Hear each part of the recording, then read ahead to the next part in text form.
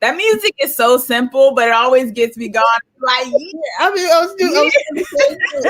yeah. Oh my gosh. What's up, Twisted people? It's your girl, Chauncey K. Robinson, aka Twisted Woman CKR. And I'm joined here today by my lovely, lovely mother, Karen Robinson. She loves witches. She is a witch, just like me. And we love talking about magic. And we love talking about charm too. Thank you all who are joining us in the live chat. All y'all are already ready to go. I see Damie in the chat saying, can't wait, but I am waiting. And then Erica is saying, can't wait to hear Chauncey's thought on this episode. Only thing I would have changed would be to add my hubby, Jimmy. Yes, Erica, always with the Jimmy love. We don't know when we're going to see Jimmy, but, y'all loving my mom's new hair. I love it too. She got the style. So we got a lot to talk about today because I feel like this episode of this week was as I saw the writers say also on Twitter, was the start of kind of the relaunch of season 3. So I guess we heard officially kind of from the writers that this is the real original season 3 premiere. And it felt like a premiere, Mom. Did you you felt like it felt like a premiere? Yeah, I feel like it felt like a premiere too. And so we got some things to discuss. We got a new mystery going on. We got some ship talk to get into. So of course we're going to do our, overall thoughts, the happenings. And then, we got to talk about the ship talk because I do love talking about my ships. And then we're going to do some predictions. And so I want to pose a question to you all though, as you think about it, as we talk about the episode, which is what I usually ask, which is which character were you feeling the most this episode and which character were you not feeling the most this episode? Let me question, which is, what are your theories for what this infection is when it comes to the charmed ones? I know we don't got a lot to go on just yet, but I want to know what y'all are feeling is going to be kind of like what it could be. Do you think it's diddly? Do you think this is going to change everything off again? And there's so much mystery to it. So we already got the ball going with that. And I want to know what y'all think in the live chat and also in the replay. Thank you to all of you who are watching the replay, what you think this may be when it comes to their situation. Yes, Erica, girl, all those hazy moments, they were perfection. We're going to get into them when it comes to this episode as well. Yes, Jayla, of course, always team anti-Abby. She was like, I was feeling the lack of Abigail. She was loving that. Yes, Jayla, we know. So we're gonna talk about it, and we got a few things to talk about. So let's jump right into it. So overall, Ma, what were your thoughts of this episode? Kind of like the overall. Did you like it? Did you dislike it? And let us know in the chat and also in the replay as well. What were you feeling, Ma? I liked it. It had that it had like the old charm. You just get right into it. Everything was just going good and everything, and then it had their life showing, what's her name going back to college. I was shocked. Mel is a professor. She's, I think she's like a associate professor. She's not a tenured professor, like she has in college. It's, as they actually talked about the whole politics of it. There's tenured professors who basically are there for life if they kind of want to be. And then there's associate professors. I think she's an associate professor, or she's on the track. Something like that. But yeah, it was, I got that too. I was like, I forgot she was like a teacher.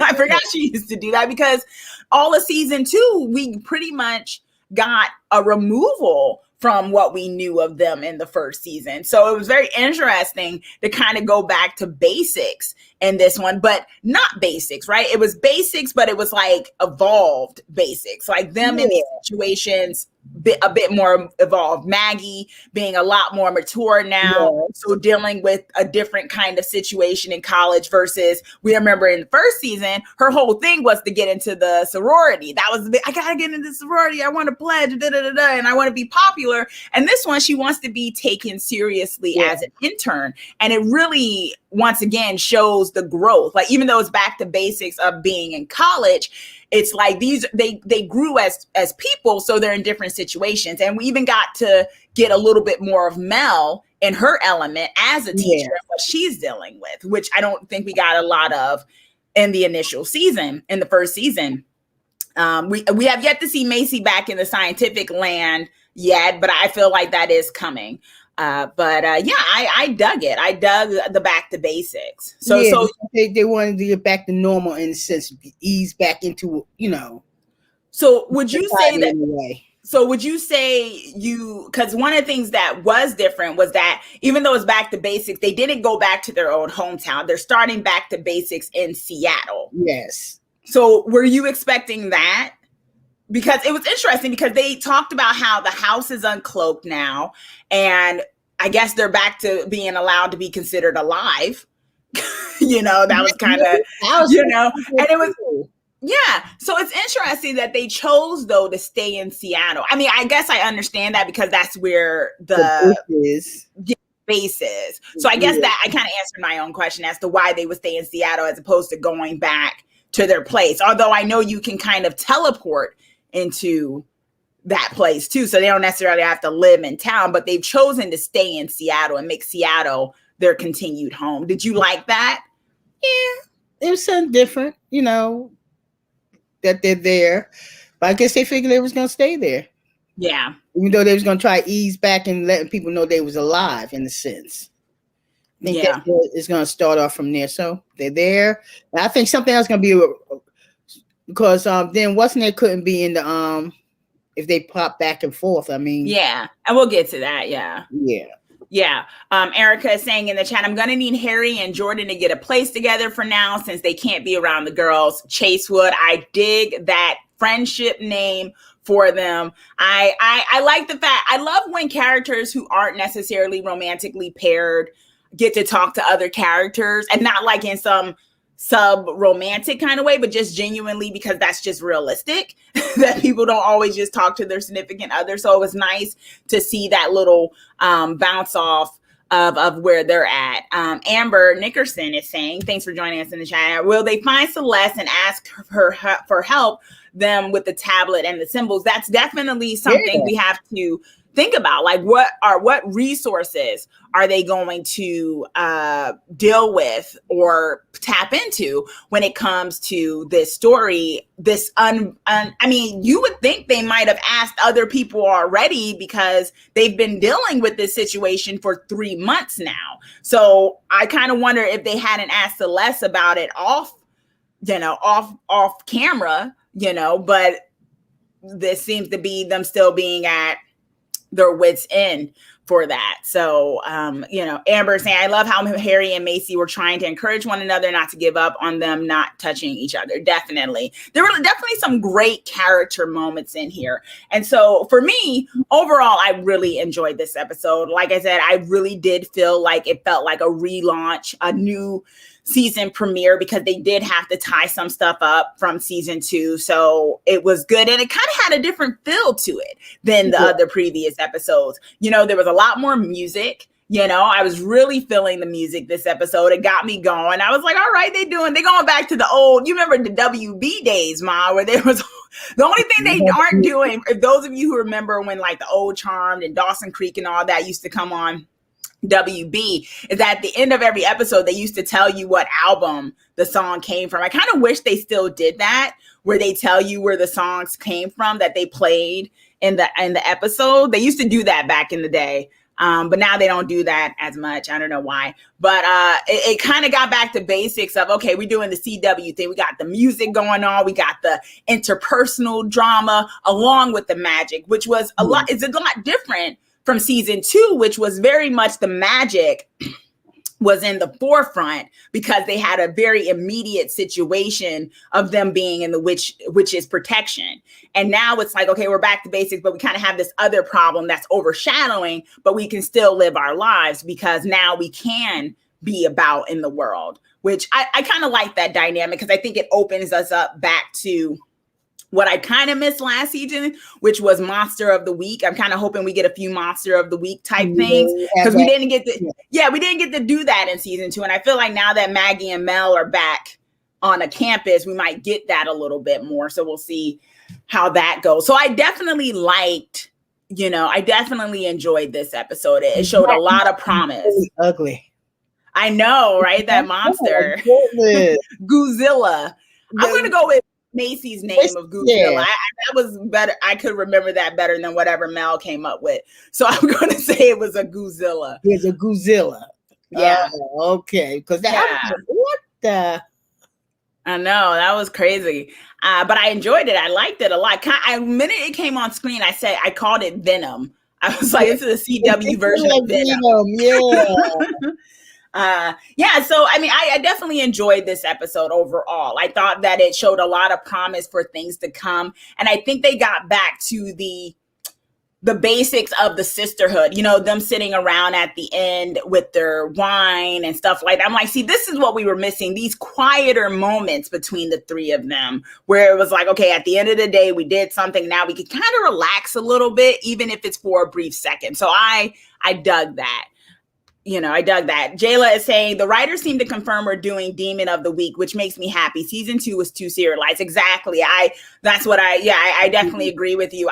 Although I like the overarching arc of things, I kind of like the Demon of the Week because one, you get more guest stars in that way. You can get into a little bit more of witch mythology and stuff like that when you have a demon from a certain folklore and everything. And it just gives you a little bit of a break from the serious doom and gloom of an overarching kind of arc that can happen when you have one major problem that's just always present and having to be dealt with. So yeah, Damien, I definitely agree. I prefer Goozilla too, even though they call it Chupa Alma. Thank you for that name. Cause I was like, what did she just say? I think I'm going to go with Goozilla. Cause I don't know what she just said.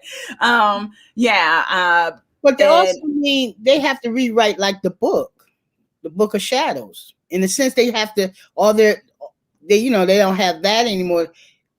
They have to like rewrite that too. Like they have that book. They do have a book. I don't know if that's the book. Yeah, they still got the book. That's what they looked into to do the spell. Yeah. I don't know if it's exactly a Book of Shadows, but it's something. It's a book that got stuff in it. I think that's the Book of Shadows. The books that they found down there. They got plenty of books. No, but I'm talking about the main one of theirs. You know how with all they written and everything. They still got that. That's when I got the story. Remember the story when it had to go on the witness protection when he threw that thing, it just the book. That one. Yes. Okay, but they still have the other books that they deciphered, which Mel was working on season 2, which has a lot, not in so much their family stuff, but it's there. I think the book of elders is what they have, as others are letting us know in the chat. So you're right. They don't have their special book that they've had since season 1, but I think they have the book of elders. They probably just they will make a book because if they find different monsters, they can know what can and what they can start creating their own story. No, I agree with you. Story, since they're gonna have different things coming towards them. Mm-hmm. New things to write about, maybe things they'll find in the other books. I mean, they have a whole library down there too. So there's that. Jaws is saying this is everything we wanted, back to what it used to be. I did enjoy the structure of season 1. Although my only issue with season 1 is sometimes I felt like the interpersonal dynamics kind of made it seem like it was more of a drama than a magical show. And I felt like they were having a problem with finding that balance of interspersing the magic with the interpersonal. And then with season 2, they just went straight up magic all the time. And I was like, oh, they don't got no lives anymore. It's just, all this turmoil. So I hope, and I think we saw with this opening episode that they've really come to a point where they can strike a balance. And I think that's what we need. And I think that's what Josh just said. It's a good mix of, a more overarching story for the rest of the season. Erica saying the writer said the Book of Shadows will come back in some way this season. So you're right, Ma. They are getting their Book of Shadows back in some particular way. We just don't know what yet. So, okay. Now, let's get into the happenings of this episode. There was like 4 major happenings. We had Mel's situation with as a professor, and I think that's going to cause some problems later on, especially what she did at the end with the book.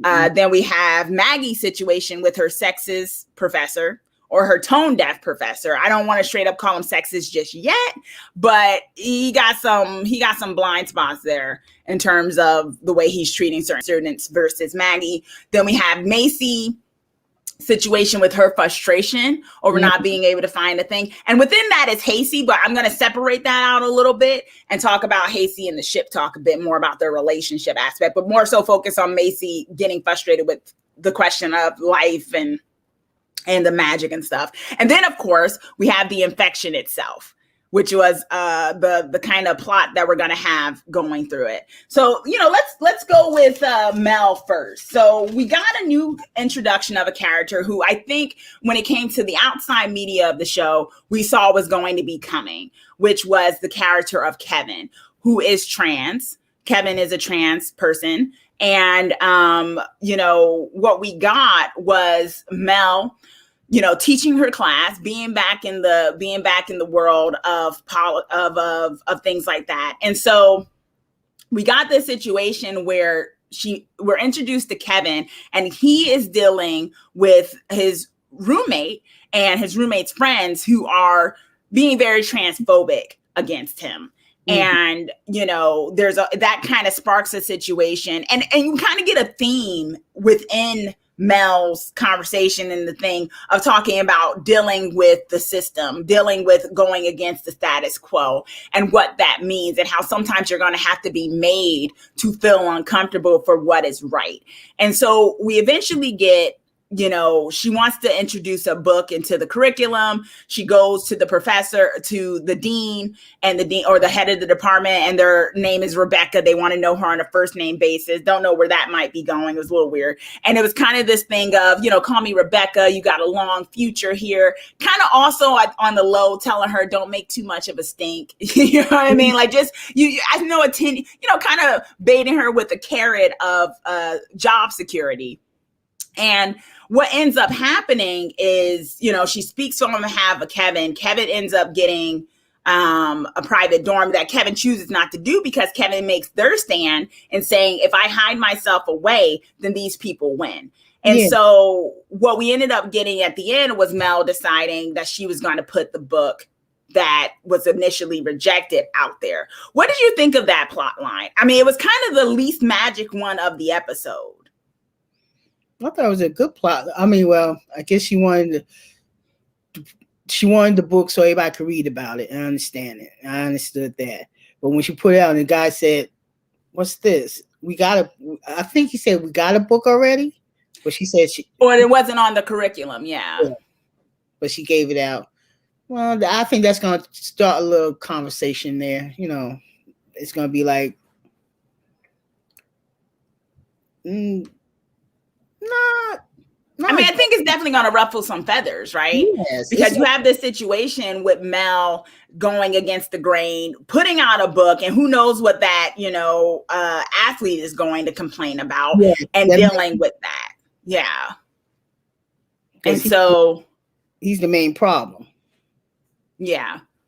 And that may be a thing because we're getting an introduction to new characters, and I like that too, new students around, because that's what happens when you have a campus and things. And I like the plot line. I do think, and what I've heard outside of the show is that the Kevin character is going to be a consistent character for a bit, and we don't know Kevin's story. Now, what I'm guessing though is that Kevin is not a magical person, because if that was the case, he and Mel had gotten like close in proximity, and then she didn't bounce away, which was what I was also worrying about this episode. I'm like, how do they know? What if there's some people who are undercover magic people, like they don't like register or something as magic people, and they're like standing in line with somebody, and then like they get shot across the room? Because the main thing that we get with this episode, and we'll talk about it with the main infection plot line, is that the charmed ones are the ones. It's not the whole magic society that can't touch each other. It's basically just the charmed ones, the three of them, who cannot touch other magic beings. So that's the one thing I was worried about with Mel's plotline, because I'm like, I know this Kevin character is supposed to be around. Are they a magical person? But now I guess we're not seeing. I guess we got kind of the confirmation that Kevin isn't magical because Mel wasn't repelled by him. Yeah. Which is fine. I mean, it was very interesting that I think it was a good introduction to the Kevin character because we know we're going to be, for those who don't know, not really a spoiler, it's been put out in the media, but that Kevin's going to be around, for a bit. And so it was a good introduction to that character without having to throw magic into it just yet, Yeah, Amber is saying, I liked how Mel ended up helping Kevin in this episode. Yeah, I thought it was a very good episode. And Damien, I agree. I loved Maggie's hair. This episode is very different. I also love Mel's kind of short professional bob thing going on. As Amber agrees with me about Maggie's hair. NerfNet is saying, I was hoping the books they brought up were real. I wanted to write. Were those books real or not? Did y'all look them up? Let me know in the chat and also in the replay. Because some men talk over me. I was like, where is that book? I feel like that's a real book. Yeah, I like that book. I was like, where's that book? And even the one on identity and stuff. These are great books. I mean, honestly, in that kind of, as someone who has studied things like that, just in going to San Francisco State University, where that was, because it's a very progressive college and stuff. Those are the kind of books that we read in some of our classes. They sounded realistic to me. So I was wondering if they were real. Maybe they are. Maybe if y'all know, look them up, let us know in the comments or in the chat. And Mel is saying Mel versus the powers that be. She thought creatively and did what she could as a professor. Exactly. Although I do think that's going to be a problem because we already know this other character, Rebecca, the head of the department, who already told her, hey, you got a future here, just, stay the course. And we all know what that means, code word for don't rock the boat. Right. Mm-hmm. And here it is at the end of this episode, Mel basically chose to rock the boat. So I don't think it's going to go over that well. But I like the fact that we kind of got a very real world situation that wasn't like, oh, let me just do a spell or something and change the curriculum. At first, I forgot that Mel isn't a time witch necessarily anymore. Because at first I was thinking, well, if she really wanted to, maybe she could go back to the time when the curriculum was getting situated and flip a book to one of the professors or something like that. But I was like, no, they're doing this real world style. So, she's not, and she don't got those powers anymore, which she should. It'd be nice if she got her time witch powers back. They get different powers I think they're going to be getting different powers every week or something like that. Maybe I definitely think their powers are going to evolve. Yeah, it's going to evolve. Yeah. Erica is saying, I know they can't even touch poor Jordan because he is cursed, so sad, but definitely makes sense. Exactly. NerfNet is saying the actor for Kevin said he would for now just be involved with Mel's human story and be an inspiration for her. Okay. All right. And I think that's fine. Not every person that comes into their life has to be, oh, Mel is saying they're not real. No, the books aren't real, y'all. The men talk over me. So y'all, okay, y'all. I don't think they copyrighted it. So it's one of y'all are writers out there. That might be something you want to, because that sounded like a good title. Yeah. Jaws is saying, I think this is a perfect opportunity for Macy and Mel to bond more one-on-one because they're both in the same situation relationship. This would be perfect for them. Yeah, in terms of ship talk, which we'll get to in a little bit. And, they may not have gotten legal rights to use real books. That's true too. Okay. Someone needs to write them though. So that's definitely thing. And yes, I also, and it kind of threw me off, but we'll talk about that in ship talk. I was also glad that Maggie admitted her feelings for Jordan, although it wasn't as clear up until this moment. So they definitely made a decision with that ship this season. We saw that. We saw them make a decision about this ship, and it's not the friend zone. It's definitely not the friend zone, and we'll talk about that in a little bit. So Mel's plot line was very human, very grounded, and I appreciated that, except for what got on to her, what was possessing all three of them. Okay, so now we move on to Maggie's situation, Ma. What did you think of Maggie's plot line this episode with the did you think that professor was sexist? Let us know in the chat. Did y'all think the professor was sexist or just kind of not reading the room? What did you think, Ma? I think he wasn't reading the room. I don't think he was sexy. He was just well, he had his main, what he thought where women are supposed to be at, in a sense. Yeah. I take that back. Yeah. Yeah, like you were like, nah, he was sexist. Yeah, because when the guy came in, he just immediately started talking to him and just, and like, I was with her like, oh, you just going to ignore me? I'm right here. And talk to this guy about his soccer thing. Yeah. I mean, for real? Stephanie with the very, I think that professor was a white man. True that. As Macy said at the end of the episode, true that. True that. I think that kind of might explain it. I think that professor was a white man. Yes. In terms of certain things, no shade, but we see sometimes in those kind of settings that, you know, Maggie, and once again, like I said, I thought this was a great plot line or start of a plot line for Maggie, because like I said, I think it was an evolution of a plot line, right? What we had when in season 1 was her big thing was the sorority, and everything was about the sorority being liked and being popular. And now, you know, Maggie wants to be a therapist. She has goals as a college person. She's happy to be back, but she's also like, this is going to be a bit harder because now I have to, you know, work a bit harder and things like that. Yeah. And I really appreciated this plot line for her. And I think with the professor, it is one of those things like the boys club in a way. You know, he thought she was his new assistant, and the first thing he wants to do is like, hey, sweetheart, can you get me, you know, a cup of coffee, you know? And it's like, wow, okay. And she's like, no, I'm, you know, who I am. And then he just kind of cuts her off. And then later on in that episode, you know, she's saying some great stuff about, and this is also all connected, talking about intimacy of relationships and stuff like that, which all the stuff they did in the classrooms were connected to all the things they were dealing with, which was a nice little storyline, you know, cohesion.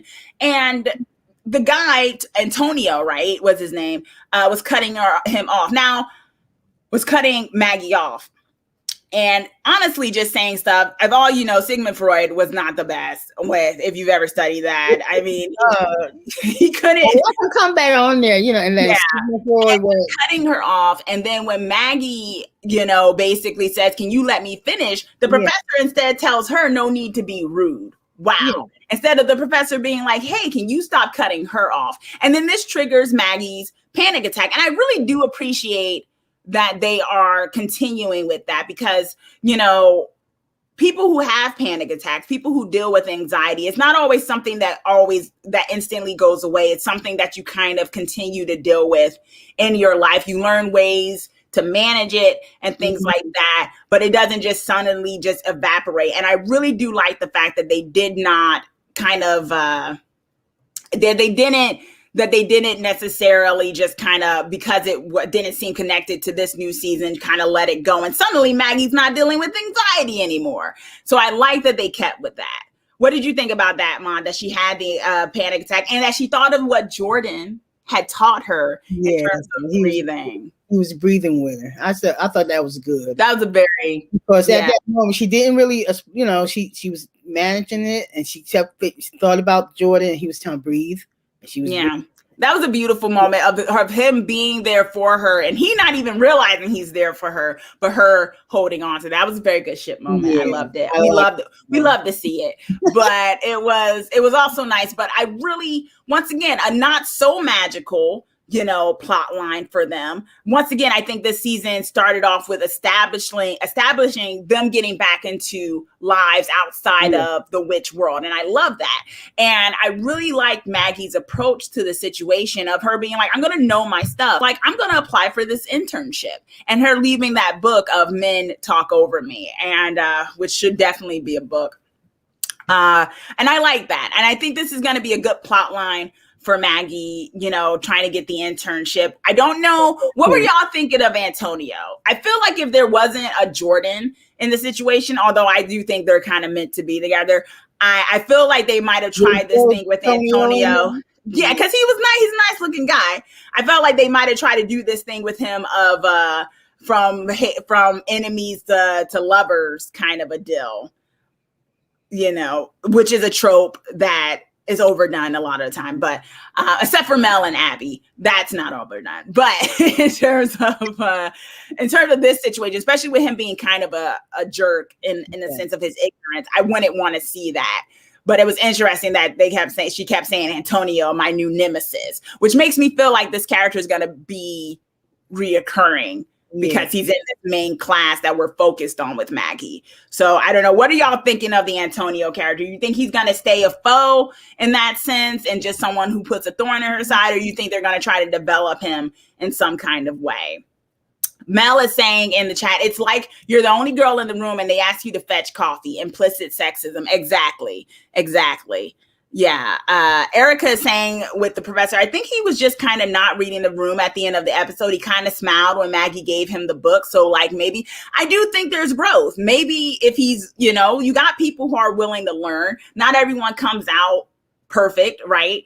And totally, not void of biases that are taught and instilled in us from society. And if he's not some kind of cardboard caricature of a sexist man, then he might have some growth to say, you know what, you're right, I can do better. So we might see that, or he might stay the course. I think it'll be interesting to see where that goes. Nerf Net is saying, I think it's unintentional sexism. He, like many men, live in a world of ignorance and just doesn't get it. I hope he takes the opportunity to learn from that book. Damn, you like he damn was. yes, he was so sexist. Yeah. Blue Wolf is saying he may be testing to see if she's worth it, if she's strong enough to stand on her own. That might be a thing. The question is, why doesn't he do that with Antonio, right? Why make it harder for the girl, but less hard for that? And Hazy, thanks for joining us in the chat. And yes, I am doing Charmed recaps again, and now I'm doing them live. And thank you all who are joining us. And also, if you haven't subscribed already, please do so, and also give this video a thumbs up if you haven't already. And one of the things we can do here, if you like have something you really want to specifically say or something like that, it's always welcomed and appreciated to do super chats, that you also have the option of doing in these live chats where you all join us. But either way, we love slicing into storytelling with you all. Erica is saying, Antonio, he is going to push my buttons. Exactly. I think he's going to be a foil, but I don't think it's not coincidental that they picked a nice looking guy. So I wonder where this, you know what I mean? Like they picked a nice looking actor. Yeah, but I felt like with Maggie, I felt like really it was man. What I said? Just shut the.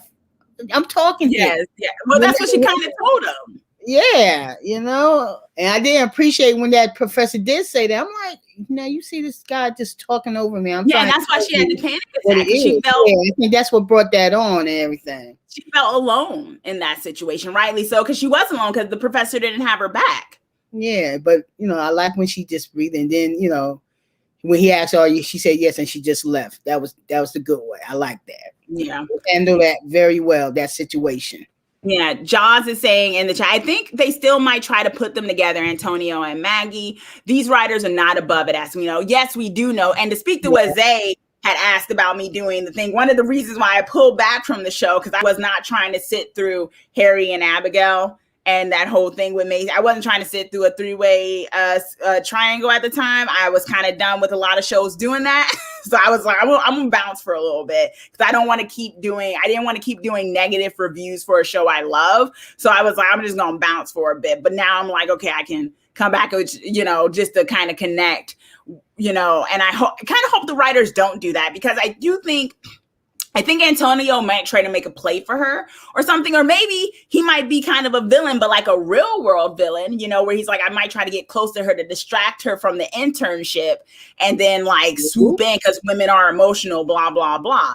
And you do have this, it could more so be something that's a teaching moment for Maggie and Jordan, because here it is, Antonio's not a magical person. So Maggie can get close to him. And the whole idea of her learning about intimacy and stuff and knowing what she knows, like she told Harry later, is that the whole idea of the emotional is more stronger than just this idea that you can be close to someone physically. I can see it being used that way, but I'd rather not have a triangle with them, because Maggie and Jordan haven't even had a real conversation about their feelings yet. And then you throw a third guy in the mix. So I'm kind of hoping not, but like you said, Josh, I agree with you that they are not above it. Jayla saying, I think they still might tease Maggie and Antonio. Maggie can close can be close with him, which she can't with Jordan. Exactly. Blue Wolf is saying, I need him as a foe. I don't need him trying to date Maggie. Exactly. I'd rather him be a foil. You know what I mean? I'd rather him be some, underhanded real world guy type thing, just trying to foil Maggie's intentions, as opposed to him turning out to be not every person on this show needs to turn out to be a nice person, human wise, so maybe they can keep with that. Erica saying, no, he's too cute. I feel like they will try to go there with Antonio, but better not. I need my Joggy. Yes. I think the writers got the hint that we weren't trying to have that with Hacy. You know what I mean?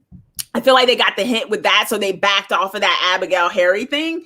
And I feel like they're like, but we got to do it with somebody. So I feel like that's what they're teasing with the Maggie situation. They're like, well, they ain't gonna let us do it with Hazy. Maybe we could do it with Joggy. So I think, yeah. Jayla was saying Antonio was a bit too rude off the bat. I don't like male characters being dismissed as the female character. Exactly. And if they try to turn this to a thing of he's got some hidden secret and he's just like really a nice guy above his chauvinism, I'm going to be like, please. You know what I mean? And here you have a guy like Jordan who doesn't have to be a chauvinist, and he's a law student, a law intern at that now, a law clerk. You know what I mean? So it's like, why should this guy Antonio, let's stop giving space to people who are like that and then try to use excuses for being bad human beings. Like it's a bad trope, this idea that a guy's a crappy person because he's been hurt before. Like there's plenty out there and not everyone ends up being a jerk. So that's not the best thing. Zay is saying, I think Antonio isn't a bad guy, but his love language is teasing people. He was smiling at Maggie, so he might like her, but he's going about it in the wrong way.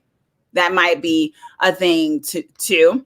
So a lot of y'all seem to be split. Some of y'all are saying, that there may be something with Antonio. There may be a chance with him growing as a character. And some of y'all are just straight up like, nah, I just want, that to be just done. And John's is saying, now what I'd like to happen is for Antonio to turn out to be gay. That would also be a thing. Why does every guy on here has to be straight, right? Have we had a significant gay male character yet in this series? I don't think we've had, actually. So that would be something, that why not? We haven't had it yet. Sassy Serenity is saying, I love this episode. Is going better since first come on. I'm glad. It gives us a whole new show. This really set charmed with Sister Bond more. I agree with you. I definitely like where they're going with that, Sassy. Thanks for that chat update. So we got this situation, but Maggie comes in like a badass. She decides, I'm going to try, and that's what's up. So then we move on to Maggie. We move on to Macy. And Macy is frustrated in a lot of ways, physically mostly, because she's had 3 months of not being able to hook up with her man, the love of her life, Harry. And she is horny and angry. And she is like, I'm not having this. What did you think of Macy this episode? Because I want to talk about Hacy as a ship, but I'd like to do that in the ship talk section. I kind of want to focus on Macy for a second and her frustrations, because in the first half of this episode, she was just not in the mood, well, she was in the mood actually for Harry, but not in the mood to be dealing with what they had been dealing with, right? Harry had been going all over for different ingredients. And then Macy deals trying to do this thing and it keeps not working. And we learn that, they're calling this thing an allergic reaction. They have an allergic reaction to other magical beings. Mm-hmm. And so we have this situation where it's not working and Macy gets really frustrated. She's just like, this doesn't seem right that I can't love you fully. Like her big frustration is of course with Harry, but we can also infer that it's also with the fact that she can't hug her sisters and stuff. I think a lot of us,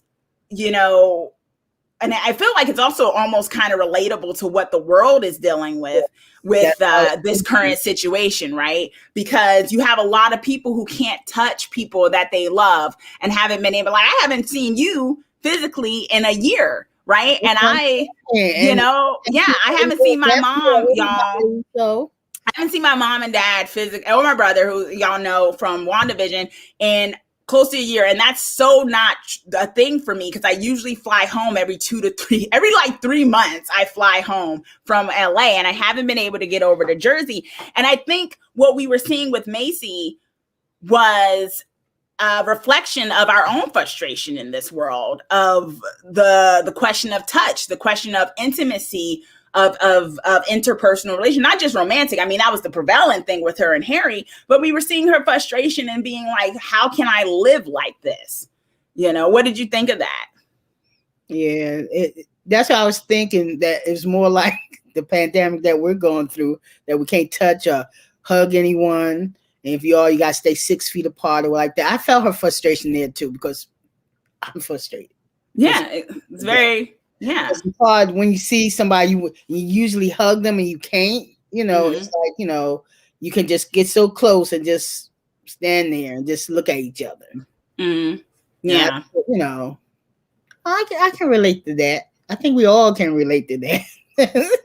And she's angry at that, but I like what Maggie said to about the emotion part. That the emotion is the most important thing. The most important thing, which is true. Yeah. And I can't touch her or whatever. I think she got that near the end, in a sense, she got that. Mm-hmm. But like she was still, like Maggie would say, just be there for her. Now, something did come in my mind with this situation. I'll get to some of the stuff going on in the chat, because some of y'all, some funny stuff happening in there. And let us know in the replay your thoughts. Is they are magical beings, right? And they can't be together physically, but there's got to be some kind of spell where her and Harry can meet in their dreams, right? I mean, isn't that a thing where people can go in each other's minds? Like, there's got to be. So I can't believe in 3 months. I just thought of this now after watching this episode. If I'm imagining, I can't imagine someone for 3 months not being like, is there some type of potion or something where we can meet in our dreams and it feels really real, even though it's not real? Like, did no one look that up yet? Am I wrong? Am I far off? They can do all this other stuff. Dreamland. Right. And no one thought of this. Jimmy, Erica's boo, in the chat. Jimmy stayed visiting. Jimmy stayed visiting Macy in her dreams, right? That wasn't physically there. So why are we doing Dreamland? I don't know. I don't know why they didn't. Maybe it was just the writers thinking, oh no, it's not. But the magic world is just a little too vast. And that's a little too convenient that no one thought about meeting up in the dreamscape. But Ray is saying, in terms of Maggie's situation, because some of y'all are still talking about it in the chat, this was just an illustration on toxic masculinity and mansplaining. Remember the original premise of the reboot that caused an uproar about feminist take? Exactly. There was and I think this is why it's so great that the show is getting back to basics. For those of you who might not know, the controversy that came on when Charmed was first rebooted was, it was said, the writers, because people are doing a PR tour. This is what you do. They say, hey, it's more of a feminist take. It's more of an overtly feminist take. And some people, like OG Charm fans, I'm an OG Charm fan up until the point where Prue left, and then I didn't care about anything else after she left. But, where people were kind of insulted by that, because they were like, well, the OG Charm was feminist too. And why are you, as though saying this is not feminist? And I didn't think of it that way. I thought of it more like you have a character like Mel who literally talks about feminism and names it. Yes, the OG Charm was inherently feminist in the sense that you had these 3 to 4 characters who were strong and stuff like that, and strong women. Prue went like that too, though. But Prue was not like Mel all the way, but Prue was in a sense about women, Yeah, but I feel like, and I agree with you, Ma, and I feel like this Charm though was a bit more overt, right? And I think that's what they were talking about. Like they were going to give it a name. I mean, think of it this episode. They were talking about systemic oppression and stuff. They wasn't talking about that in OG Charmed. And, there was reasons why they couldn't, because it was 3 white women in that particular one. They could talk about sexism, but they couldn't necessarily talk about intersectionality of certain situations. And now you have this kind of ability, you have this space right now to do that with these characters because of their, backgrounds and stuff. And they're going to be more overt. And I felt like this season is getting us back to those basics of that more overt, we've got something to say about a situation. And I like that. Jed is asking, I just want to know what happened to Lola. Also, there were some gay men in season 1. Okay. But I mean like significant characters, they come around consistently and they have a plot line type stuff. So that might be a thing too. And Zay is taking a little bit of a dig at Maggie, saying not to make a dig at Maggie, but her love interests tend to have a girlfriend. So unless Antonio has one, I don't think he's going to be with her. That is what it's true. Jordan had one. Parker had one. Wow, I never really thought about it like that. Yeah. So, and Blue Wolf is saying the original charm didn't push feminism in the viewer's face. Yeah. And some people like that. Some people don't. Some people like a more overt kind of thing. Some people want it kind of put in here and there. And I really see a problem. I mean, well, that's me. But, I didn't really see a problem of them pushing that out there. I mean, this is now. Yeah. And it's a bit more... as opposed to some years ago, right? These kind of conversations are a bit more in the mainstream than they used to be, right? Yes. And I think that's why the Charm reboot reflects that they're a bit more in the, in the thing. So Damien is saying, I agree with you, Chauncey, not being able to hug people because I'm a hugger. Exactly. It can be rough when you're so used to, that physical contact and stuff. And then suddenly it's cut off from you. And that's what I think so many people are dealing with now. So I do like that they kind of touched on that. Hopefully it's not the main thing. I kind of don't want this plot line to be the whole season. I don't want to be reminded of that the whole season. The fact of, I don't necessarily always think shows should be escapism because I love storytelling because it is a reflection of our world and a different way of looking things. I'm not one of those people that think it should be void of messaging. If y'all know any of my videos and stuff here, y'all know I love diving into stuff like that. But at the same time, I do think it has to stand on its own a bit more. So, yeah, Joss is actually pointing out OG Charmed was actually very casually transphobic at times. So let's talk about that. Yeah. Damie is actually answering Jed's question and saying Lola dumped Jordan. So yeah, Lola hasn't been around because Lola's not there anymore. Jordan's single. He's been single since I feel like the end of season 2. It just wasn't really touched upon. Yeah. So y'all feeling me in the chat. If y'all huggers and people like that, I hug my mama all the time when I'm back home in Jersey, and I haven't been able to do that for a good year. And it can be rough. My birthday's next week. The next time we'll be on here, March 1st. Can't see my mama. I usually always fly home around my birthday. So, but we're here doing Charm, so it's fine, y'all. Okay, so eventually in the end, Macy figures out she's going to be strong about this. And she gets a reinvigoration of what's going on. She was frustrated. She was doing the punching bag, but then she basically decides, we can figure this out. And so I appreciated that Macy wasn't in her feelings the whole time and that she eventually came out of that. So I think that was good. And this kind of segues into the main magical part of the thing, which is this entity that was possessing the charmed ones without their consent, which I was not feeling. I was like, something is possessing me, like this being first of all, what is able to take them over? They're the charmed ones. They're so strong. How could something just suddenly possess them without them being able to fight it? That was kind of weird to me. But then we find out that it's a very ancient entity because we find out when Harry and Macy are trying to do the revealing spell that it points to this ancient tablet and that they find, and it kind of reveals that that the thing they brought back to life, one of its symbols, once they vanquished the Godzilla, I love that name, Godzilla, the symbol that was left behind was one of the symbols on the tablet. And what we also realize is that the tablet is super, super ancient before there was even any known human civilizations. But we also know it's a magical entity, right? Although it's not connected, I guess, to regular humans. It was like back when old magic that they can't decipher yet. And I kind of like that reveal of a new mystery. And it was very interesting because what you had was a demon that, of course, they realized, of course, that's why we haven't been able to find a cure for this thing, because the antidote and this situation, this energy that's coming out of us is something as old, is so old that it's before the books were written, which makes more of a challenge, of course. And then what we realized is that entity that was able to take over them for some reason.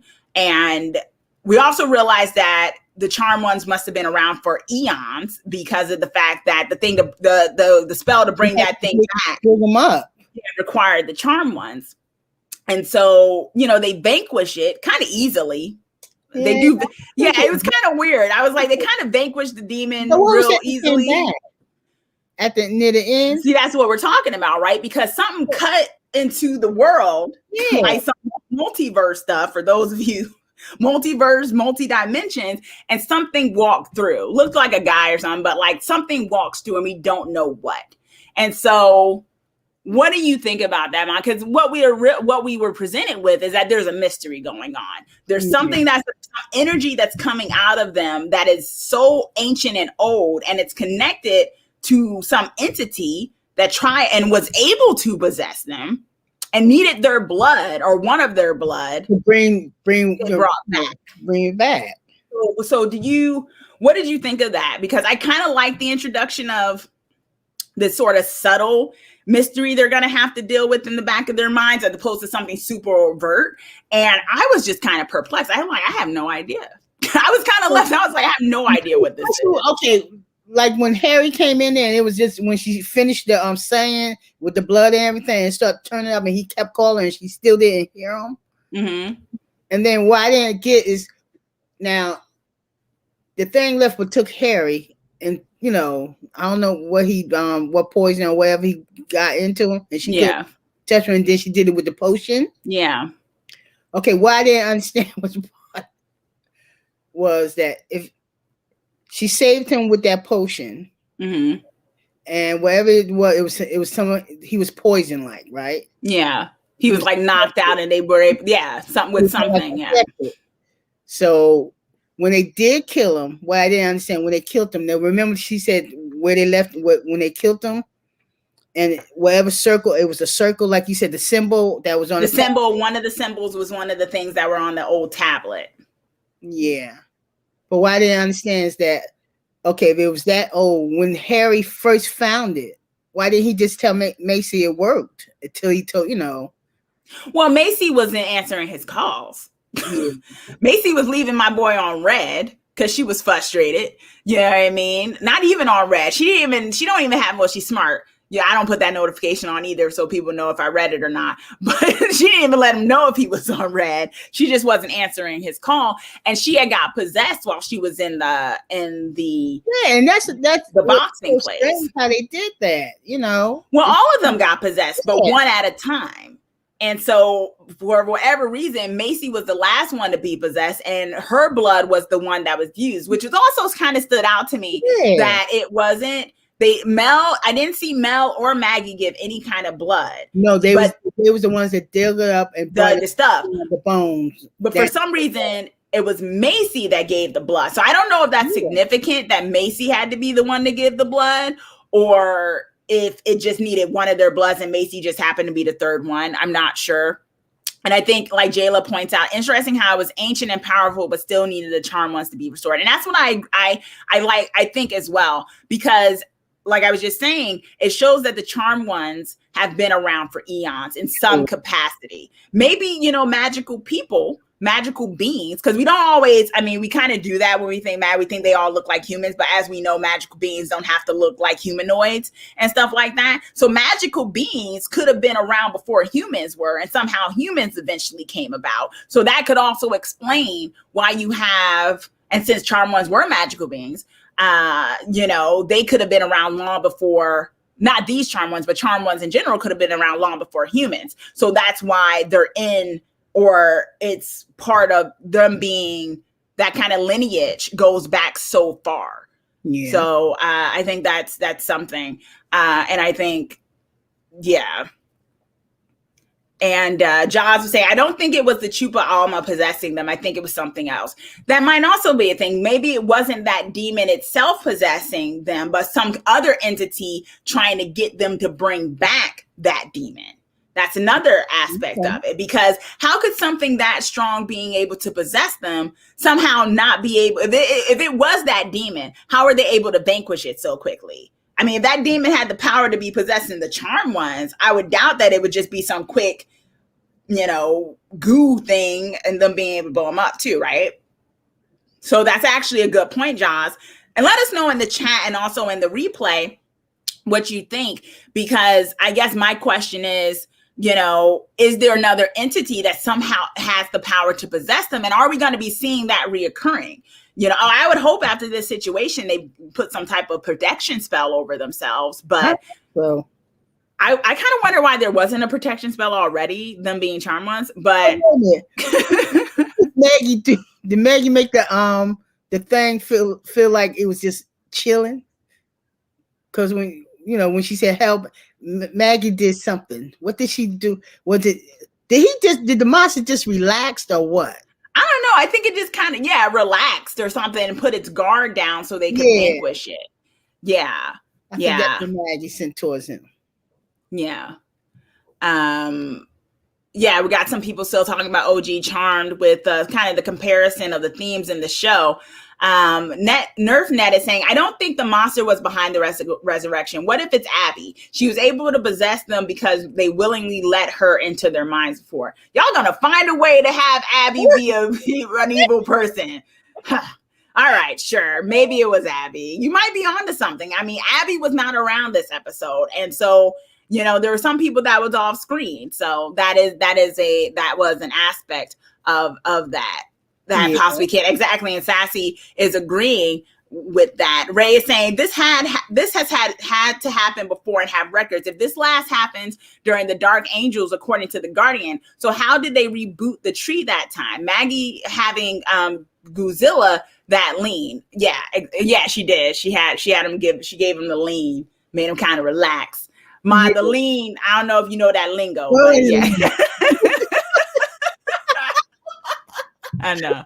I'll tell you later. But exactly. It must have happened before, perhaps.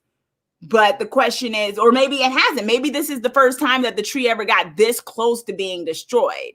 So I guess we have to see. Catus, thanks for joining us in the chat. Catus saying, I think it's cool that their magic is now visual with color and light. I like that too. Yeah. There was aspects of that when they came together as the charm ones, but you didn't really always get that when they were solo. So, And Mel is saying the monster seems psychologically parasitic, feeding off magic. That too. And the question is that like, what is this thing that has the strength to possess the charm ones? And why is this entity having them bring back monsters like this? And what was it that came through that portal? Or was it a portal? I don't know where it was from. I got multiverse feelings, but that's probably because I've been watching a lot of Marvel. I don't know. So let us know in the chat, y'all, like what are your thoughts? Like whether or not you agree with the fact that there is another entity, that it wasn't the monster they vanquished, but another entity that was possessing them. So let us know and give us your theories in the replay as we move into one of my favorite parts of this, which is ship talk. All right, y'all, we gotta talk about the ships. All right, so we got 3 ships this episode. We got Mel and Ruby, Maggie and Jordan, and Macy and Harry. And Ray wants to point out, can we leave Abby alone? LOL, laugh out loud. Her life has been hard enough. Dad didn't love her. Her mom don't love her. And Harry ghosted her. She lost her money and crown. Can she get a win in life? She needs a life coach. Yes, she does. Yes, we're doing ship talk. Okay, y'all. So I guess we can talk about Mel and Ruby a little bit. But Mel and Ruby wasn't in this episode. They were mentioned. That's why I'm talking about them. Okay. What we know about their current situation is that they are doing long distance. What we got told from Mel is that they are still in a relationship, but Ruby is not around. Okay. So Mel mentioned that her and Ruby are doing a long distance kind of thing, 6 feet apart type thing or whatever like that. But Ruby didn't make an appearance, which was a little weird. Like we didn't get to think of her calling her or telling her about her work day. Do you think we kind of got gypped of our Mel and Ruby time, Mom? Because I feel like, yeah, you know, they just put her to that. Well, she's long distance. That she's doing okay, but you know, yeah, like I said, they didn't really show Mel and Ruby. There wasn't. Yeah, I mean, I'm talking about them because she did give an update that they are Yeah, still together. They're definitely still together, right? And so, you know, Blue Wolf is saying, I wish they would give Ruby more screen time. And this is what we've been talking about when we talk about Mel and Ruby, right? The fact, my one issue with Ruby is the fact, now that we know she's a magical being, because before it was like, oh, she's human, but she's actually a magical being, right? So my thing is that they need to give her more to do in a way so that we get to know her as Ruby as well, for her and Mel to come together. Although I know some people are saying, well, you know, some main characters' partners don't need a whole plot line. They can just be there for the main character. But I feel like all the three sisters, because they're the three main characters, you want to really like their ship and not just be like, oh, ho hum, her and Ruby, just because they look good together, because they do look good together. But it's like, I don't know Ruby. And if is this gonna be some kind of excuse where it's like we don't really see Ruby and we see that Mel just kind of mentions, oh yeah, I just got off the phone with Ruby. Like, are we gonna get that for like a couple of episodes, or are we gonna see Ruby? See her. Yeah, I think we should see her if we want to build this, because they still need to build this relationship, y'all, because Ruby came across as the bartender. They started dating. They were hooking up. We saw that. But we never really, aside from when the magical stuff was going on, we haven't seen them really just kind of be there and talking. And if Harry and Macy are going through it, I can only imagine that Mel and Ruby are having their own issues, right? I don't want to dig too deep into it, because maybe that was just a throwaway line for just this episode. But I really do think they need to show more of Ruby. Even if they can't sit together, let them have their own little couple issue, like Harry and Macy kind of having, of how do we make this work? You know, even though we're long distance for who knows how long, right? Ray is saying in the chat, I mean, I want Macy to get her second witch power now. And if she gets astral projection, I'm so down. Yeah, it'd be nice, you know, with them getting different powers and stuff. Jayla is saying, I'm so sad Mel and Ruby is happening off screen. I wish Mel would get a consistent love story on the show again. Exactly. I just don't. It needs to be consistent. We have to see the other person. And I hope, like I said, y'all, I'm not going to jinx it. I just hope this is not a thing where we just keep hearing her say, and then one day she says, Ruby ended things. Like, you know, we just hear it at the end of episode 5 and, you know, and we move on. You know what I mean? So that has to be something they need to deal with. Erica's asking, did anyone else wonder how close Jordan and Maggie got before they got blasted back? I'm gonna need that footage. Exactly. We got to talk about that, because Maggie does mention she tried to talk to Jordan, and she realized they actually couldn't be close with each other. Just trying to get what some of y'all are saying in the chat. NerfNet is saying, someone explain to me the appeal of Ruby and Mel. Why is there any attraction there? They are so casual and have nothing in common. Look, I'm not going to start a shit war in here, because some people would think I got no room to talk because I ship Mel and Abby, and a lot of y'all don't like Abby, but I see the dynamic and the chemistry there. I have not yet like I said, I think Mel and Ruby are cute when they're on screen. They're good looking people. I just don't see a dynamic yet between them. I don't know what the relationship dynamic is. So I have that question too. Maybe some of y'all in the chat who are Mel and Ruby shippers, and in the replay, those of you who are watching, always love to have you all slicing into that with us, can let us know. Like, defend your ship, y'all. It's defend your ship. Why are y'all loving? Why are some of y'all loving Mel and Ruby? Or is it the potential of Mel and Ruby that you like? Like, let's be honest. Do you really love Mel and Ruby as a couple, or do you like the idea of what it could be? As in, we haven't seen it yet. And when did you argue we need to see it? Because I haven't seen it. So that's a good question, NerfNet. Ray is saying Mel and Ruby is plateau. They done. Ruby is such a Riley, and Abigail is gone to be that Spike. It's safe and secure versus passion. Buffy versus whoa. Ray done brought in the Buffy talk. So y'all know I'm partial to Buffy. So I will say I was more of a Buffy Angel shipper than I was a Buffy Spike shipper. for my reasons. But I see what you're saying, because I would have loved Buffy and Spike had there never been an Angel. I'll say it that way, because I did like them. So I get what you're saying. So shout out for the for that one. John's is saying, I think the actress was busy because she did an episode of The Good Doctor, and I've seen her in a few other shows I watched recently too. Now, I don't think that bodes well then, y'all. If this actress is doing other work, like consistent other work, what does that mean necessarily? That she doesn't think she's going to have that big of a part to be around? I do wonder that. Maybe real world stuff is coming in. You know, Sassy is saying we do need background story before Mel and Ruby are fully together. Zay is saying, I think the relationship is doomed since Ruby doesn't want to be in the magical world while Abby has to be in it. Exactly. Stephanie is saying it will be hard to integrate Ruby since she wants nothing to do with magic. True. Blue Wolf is saying, I believe Ruby will get back into being a witch. I think they'll choose to do that, Blue Wolf, if they're choosing to invest in Mel and Ruby. The question is, I'm not convinced yet that the writers and the showrunners have decided to invest in Mel and Ruby. That's where my question is.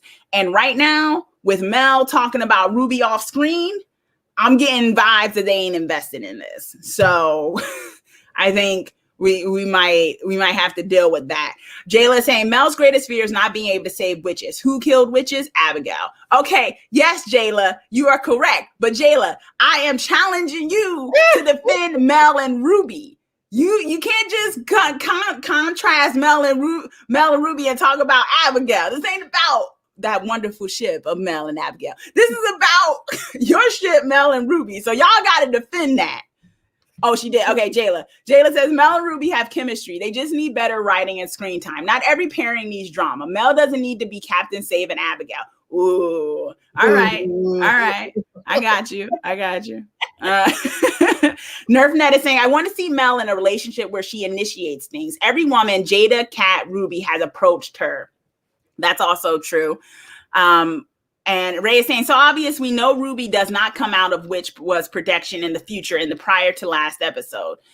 In a way, although we don't know, because she did tell her granddaughter to honor witches. So it seems like she was more so honest about that.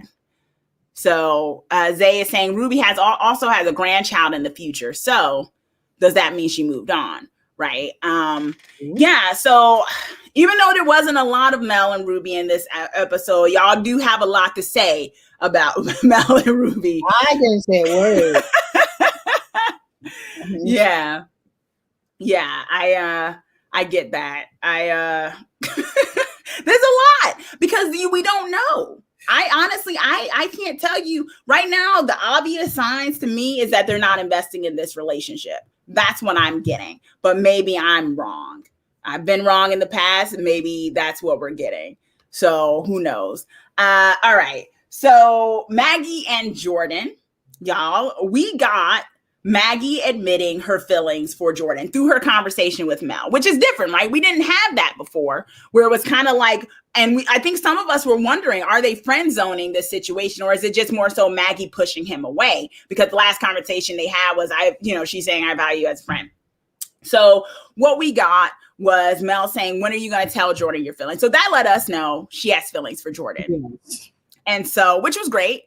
And basically she wants to admit it to him. But the last time they talked, she was blown away from him because it seems that humans who are cursed are also considered magical beings because he has a literal magical curse on him. So they cannot be together. But I did think it was really great that they admitted they had a friendship, relationship things. And Jordan also, Jordan's around the campus too, which was really nice because he's a law clerk and stuff. So that'll give them time to, be around each other. And Jordan was looking very nice this episode.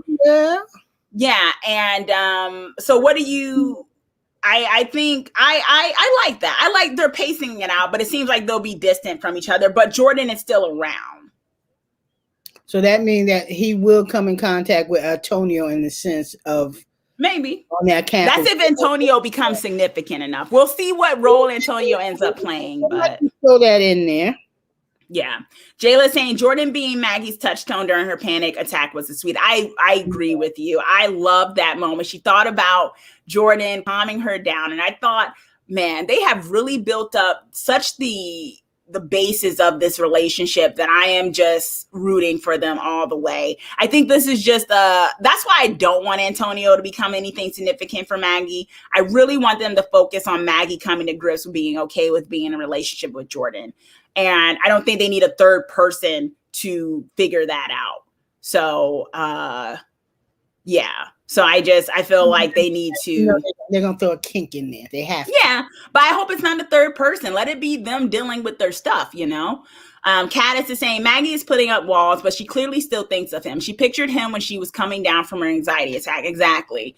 Erica is saying Jordan is the perfect man. I love him no matter what they do with him. I want Joggy, but I want Jordan to stay no matter what. Exactly. I think they built him up as such a cool character that, you know, and I love that Jordan in the Harry moment with him, that bromance saying, hey, tell Maggie I said hi.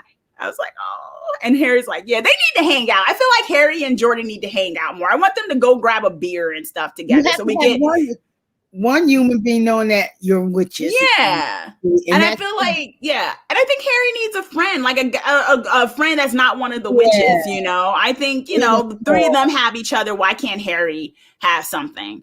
Josh is saying they did such a great job with Jordan and Maggie building it up and taking their time, not like her past relationship and rushing things. And Damie I agree with you. I want a Chase Wood bromance, and hopefully they really are something. And I agree with foils since they are so young in the series. So yeah, there's going to be foils, but I feel like we've done that, been there, done that. There has to be a more intriguing way to tell a story. So yeah. And NerfNet is saying Jordan is the perfect representation for the right way to act as a man towards women. He challenges Maggie in all the right ways and respects and support her. And I think it's also a great way of showing a couple that can be very solid with each other and not boring, because both of the characters are built up, which is my issue with Mel and Ruby, because I'm like, yeah, she might be good for Mel, but because she doesn't have her own thing, it doesn't have much of a dynamic. I don't feel like Maggie and Jordan need drama either. They have it, but they don't need it either. I think they'd be great being a couple too, because we know who Jordan is too. So that's my one thing. But now we're winding down, y'all. Let's talk about who some of y'all been waiting to talk about. Hacy. Y'all been talking, because this was definitely a Hacy episode, right, Ma? This is definitely a Hacy episode. The Paris references. It was. Macy being really frustrated sexually and physically and just being like, oh my gosh, I cannot touch my man. And so I... Especially wait a minute. Was it something that he brought and she said, I am not in the mood for that? Was it? He tried to give her a little dinner in bed of Paris, and she's like, "Can you not right now? I cannot, because we can't touch. I don't even want. Nah." She was like, She was like, "I'm sorry." Wow. I said, she's like, "Can you not?" And Harry, he was being so sweet, and I love how they've done that, because I know we all had talked about previously some of the issues we had with the Hacy dynamic in terms of Harry seeming a bit aggressive at times, not really listening to Macy and stuff, and Macy kind of seeming kind of one-track minded in a way. And I feel like they kind of fixed that a bit in this situation. They had their issues, but it was very much in character for both of them, which can be done, you know? So I like that. And I like that they got it together at the end. They can't touch. They had a little moment on the thing. And I think this bodes well for them. I like that there's no third party going on. None of that. And I like that they're really just trying to figure out. And I think maybe they might be doing some things where Macy tries to figure out ways that they can do stuff magically in each other's mind and stuff like that. And yes, Catis, he told her directly, he was like, I love you. That was significant. He was like, I was like, what?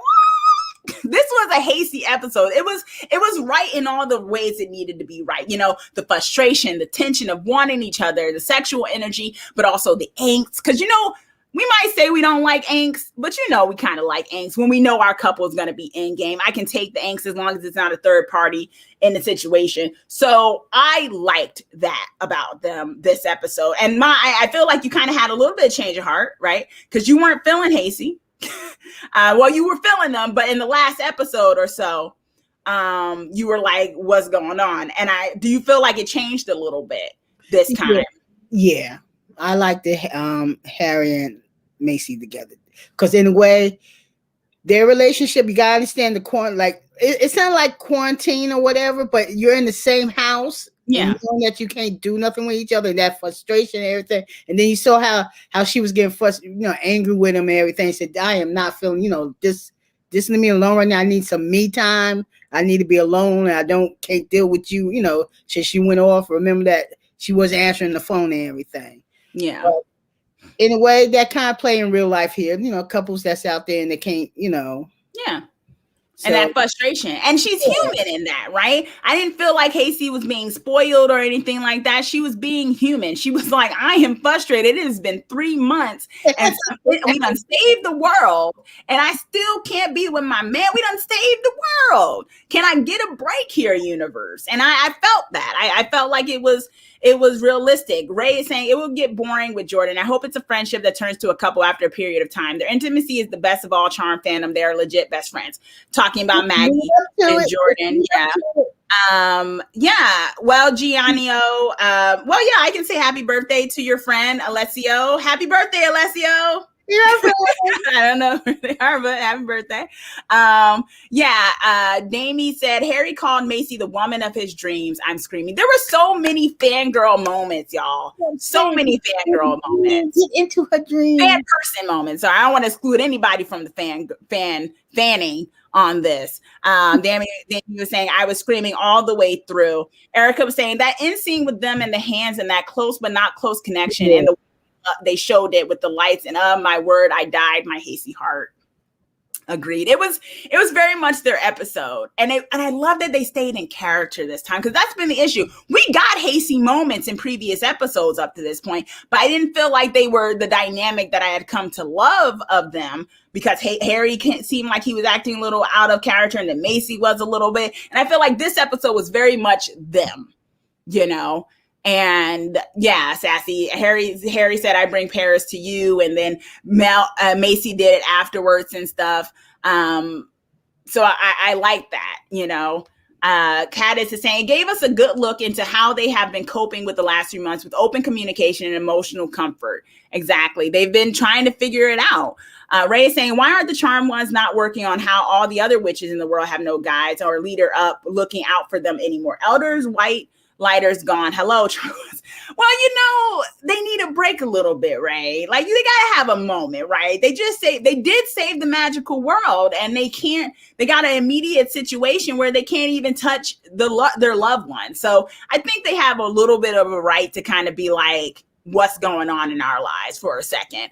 But I do think that is something that they're gonna have to deal with of the magical world. But then the question is, does the magical world need a leadership? Why can't, humans come in? Ma, can you excuse me. Look at this. She all Hollywood on us, y'all. Ma, mute your thing. Mute. Thanks. She on Hollywood, y'all. She get on a show, started taking calls. But anyway, you see that? My own mother. All right. So, I think they have a chance, but this is the thing. Why does the charm world why do they need a leader? Necessarily humans. We got a president and stuff. I'm not talking about anarchy in the magic world, but I would say that it's a whole thing of, do they need a leadership? My whole issue with the elders was like, you had this governing body that no one elected, right? And then basically they got to tell people what to do. So what's that about? So I don't know. I get you, Ray, but I also am kind of like, is it really needed? But I see the, that aspect of it. Jayla saying, even during the frustrations, Macy and Harry still talked, which I love. They had a great progression throughout. Exactly. They really showed their connection this time around. And I appreciated that with them. Day is saying, when Macy met Marisol, she wasn't allowed to touch her then. And she was angry at first before calming down. I kind of liked how what happened with Hacy reminded me of that. Exactly. And I think it also just points to Macy has had some situations where one could argue she has not gotten a fair shake. She didn't get to grow up with her mother. She had to be half demon for a bit. She was stillborn, all this other, or she got sick and died as an infant. And then she finally finds the man that she wants to be with, and she can't be with him. I'd be frustrated too if I was Macy, you know? Ray is saying, so a white lighter is a privilege now. LOL. Some witches don't have charm one power. They might need healing and orbing and infill. The elders did a lot for whole magic community. Okay, Ray, you are down with the magic government. I get it. I'm a little bit more loosey-goosey, maybe because I'm kind of socialist tendencies.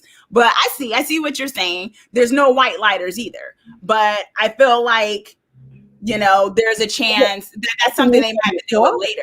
Yeah, they're gonna have to deal with that later. If he can't heal, if they have to try to find some way to get close together, because if he can't get to them, he can't heal them. Yeah, I agree.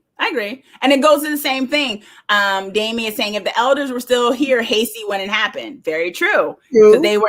Jaws is also pointing, I don't think they need a leader, but the white lighter extinction situation is an issue for me. They're going to have to deal with it. Yeah. In season 2, that was an issue. I was asking the same questions, but I knew they had a more immediate situation of a war going on. So yeah, they are going to have to deal with the aftermath of what the magical world looks like, Ray is saying, do you think this iteration will have a charmed magic school as well, or not until they get to the kids' phase of their lives? I think we're a long ways from that, because I feel like the charmed ones have to figure out where they stand in the world and in their lives first before they can start doing that. Caddis is saying, and now that they are out of witchness protection, they can take on jobs again. Exactly. Yeah, they should.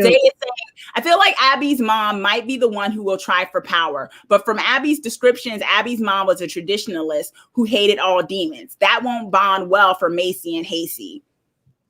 Mm-hmm. Agreed. So, I mean, Abby's friend, family is going to probably come in as well.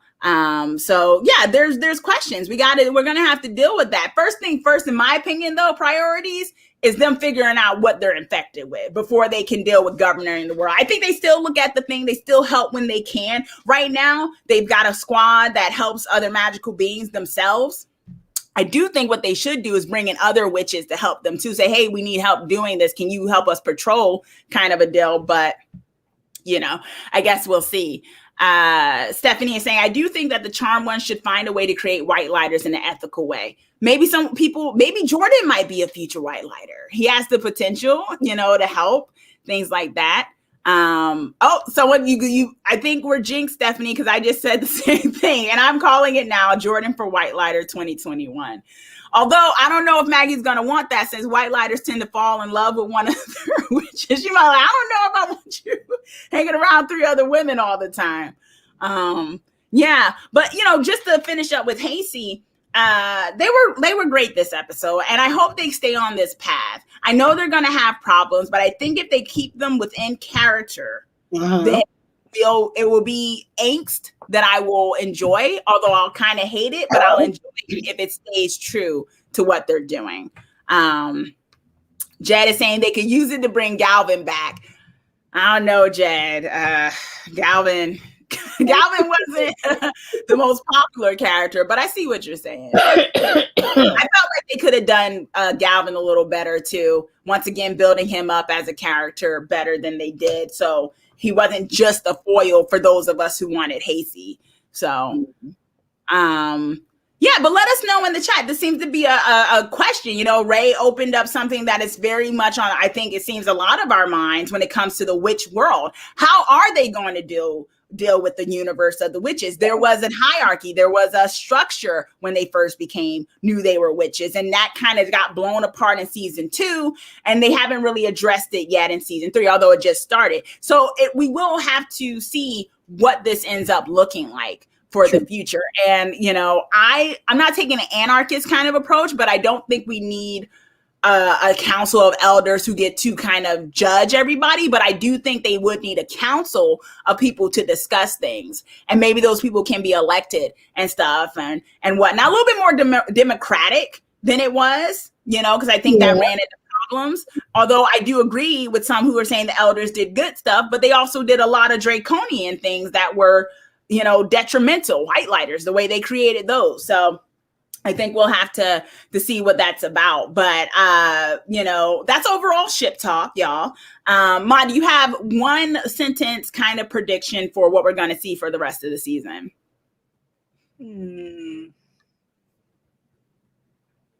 It's going to be extraordinary. I think it's going to be good. Do you think this is going to be the best season yet? Yeah. It's going to be good. Yeah. Blue Wolf is saying, I don't want Jordan to be a white lighter because that would mean he would have to die. But maybe they could figure out a different way to make white lighters. But you're right about that. I think Erica's voting for Jimmy to be on the council. Nah, I don't think he'd get too many votes. Sorry, girl. Gotta say, I would love to see them bring creatures in to help with wider situations. Yeah, exactly. Talk to them how, they could bring in more people, I would love them to bring in more magical beings that aren't necessarily witches. Because there's other magical beings that aren't witches and aren't demons, but they're magical beings. And we don't see them. But maybe, that's budget, depending on how they have to look and stuff. If they do get a council or whatever, they can have it from different parts of the magical world.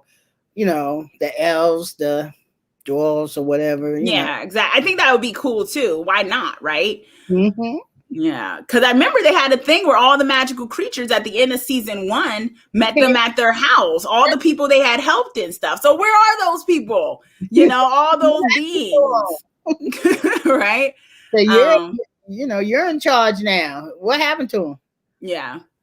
And Sassy is saying, my prediction is that Harry will become a headmaster for future white lighters because witches do need white lighters. Harry can create white lighters who choose without having a dark lighter. Exactly. People who are enrolled who want to help witches, but they're not necessarily magical beings. And that would make sense if it ends up being Jordan to some degree. So I agree with you on that. But overall, it seems like we're going to be in for a very cool season, y'all. Yeah. I was excited about this episode. We have a lot of things that are going to be going down this season. And yeah, let us know in the replay comment section what your theories are for the rest of the season. And yeah, if you want to keep defending your ship, please do so we can talk about it at the next ship talk, because I think a lot of us have different feelings. Some people want Maggie and Jordan to stay friends. Some people want an epic love story. Some people don't see a future with Mel and Ruby. Some people want that. Some of us want Mel and Abby to a certain degree. Some of y'all want Abby dead. So there's a lot